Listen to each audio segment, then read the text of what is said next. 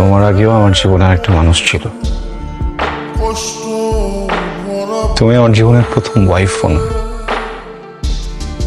তোমার আগে ভালোবেসে আমি একটা মানুষকে বিয়ে করছিলাম,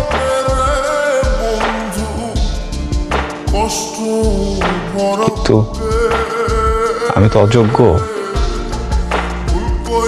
অযোগ্য মানুষরা না ভালোবাসায় মানুষদের ধরে রাখতে পারে না।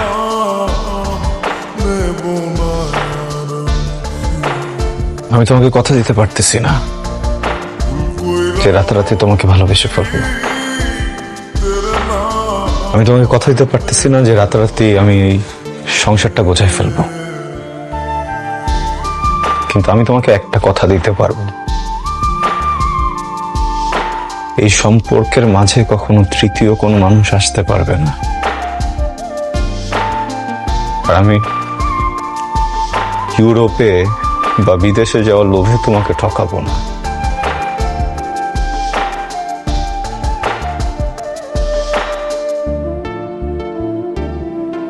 তুমি প্লিজ একটু গোছায় নিও সবকিছু, আমাকে একটু হেল্প করো, প্লিজ আমার সাথে একটু অনেস্ট থেকো। ভিতর থেকে ভাঙা তো, আরেকবার ভাঙলে আর বাঁচবো না।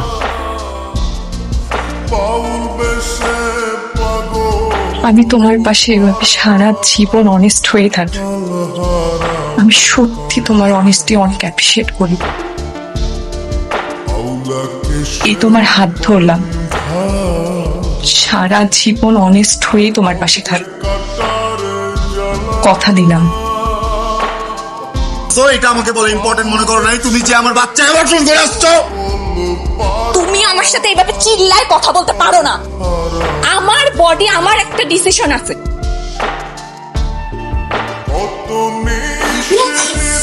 আমি এই শিখাইছি তোরে ওয়াইফের সঙ্গে কিভাবে কথা বলতে জানিস? এইভাবে কথা বলতে হয়, এইগুলো শিখছস? ছি নাবিল, ছি। তোর সাথে যেটা হয়েছে সেটা দুঃখজনক, তোর অনেক কষ্ট আছে সেটা আমি জানি। আমার সাথে হইলে আমারও খারাপ লাগতো, আমিও কষ্ট পাইতাম, কিন্তু এইভাবে রিয়েক্ট করতাম না, কারণ এটা আমাদের ফ্যামিলি শিক্ষা না। তোর একটা জিনিস মনে রাখা উচিত, এই মেয়েটা তার বাবা মা আত্মীয় পরিজন সবাইকে রেখে আমাদের বাসায় বউ হয়ে আসছে। তার সাথে আমরা এই ব্যবহার করতে পারি না। আর বৌমা, তোমার বাবা মা আমাদেরকে বিশ্বাস করে তোমাকে আমাদের হাতে তুলে দিছে, আমরাই তোমার বাবা মায়ের মতো। তুমি এমন একটা ঘটনা একা একা ডিসিশন না নিয়ে তোমার হাজবেন্ডকে বলতে পারতা, আমাদেরকে নাই বললা। একটা জিনিস তোমাকে আমি বলি, আমি আইন রক্ষার চাকরি করি, পুলিশের চাকরি করি, আর আমার ঘরের বউ এমন একটা বেআইনি কাজ।